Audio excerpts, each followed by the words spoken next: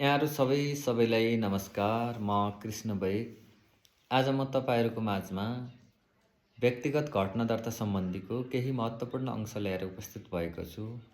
यहाँहरूको लागि यो भिडियो महत्त्वपूर्ण हुन सक्छ। अन्तिमसम्म हेरेर जानकारी लिन सक्नुहुनेछ। सजिलो भाषामा व्यक्तिगत घटना दर्ता भन्नाले जन्म, मृत्यु, बसाइसराई, सम्बन्ध विच्छेद, विवाहलाई सरकारी अभिलेखमा अद्यावधि गरी गरिने दर्तालाई नै व्यक्तिगत घटना दर्ता भनिन्छ। जुनमाथि जन्म, मृत्यु, बसाइसराई, सम्बन्ध विच्छेद र विवाह मध्येको आज हामी चाहिँ जन्म दर्ता सम्बन्धीको अंश ल्याएर उपस्थित भएका छौँ। जन्म दर्ता भन्नाले सामान्यतया बच्चा जन्मेपछि बच्चाको नाम, जन्ममिति, स्थान, आमाबुवाको नाम आदि विवरण सरकारी अभिलेखमा अद्यावधि गरी गरिने दर्तालाई नै जन्मदर्ता भनिन्छ। हामीले जन्मदर्ता भनेर त्यसरी नै बुझ्नुपर्छ। जुन जन्मदर्ता स्थानीय पञ्जीका अधिकारीको कार्यालय आफ्नो वडा कार्यालयमा गएर गराउन सक्नुहुनेछ। आफ्नो वडा कार्यालयमा जानुपर्नेछ। यति जन्मदर्ता गराउन वडा कार्यालयसम्म जानुपर्छ भन्ने त यहाँहरूले थाहा पाइसक्नुभयो।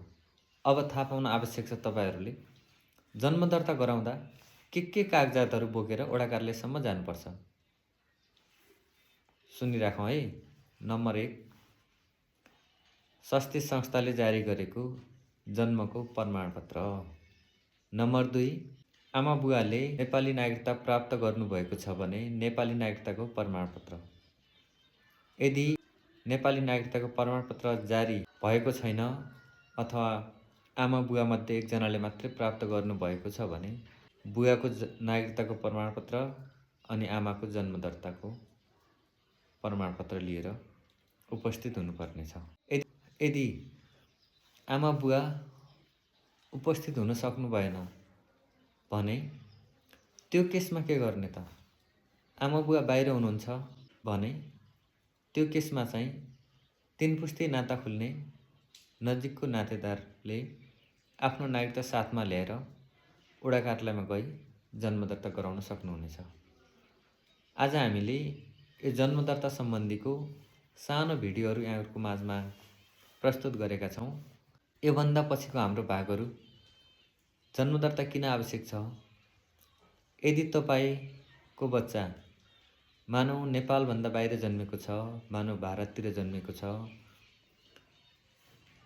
आमाबुवा त्यतै हुनुहुन्छ, यता कसरी जन्मदर्ता गराउने, यो सम्बन्धी तपाईँहरूको इच्छा छ, केही जिज्ञासा छ हुनसक्छ, त्यो सम्बन्धी पनि हामी भिडियो लिएर आउनेछौँ। यदि बच्चाको नाम, जन्ममिति कुनै बिग्रियो, त्यो प्रतिलिपि लिनको लागि के कागजातहरू आवश्यक पर्छ, कसरी लिन सकिन्छ, त्यसको बारेमा पनि हामी भिडियो बनाएर अपलोड गर्नेछौँ।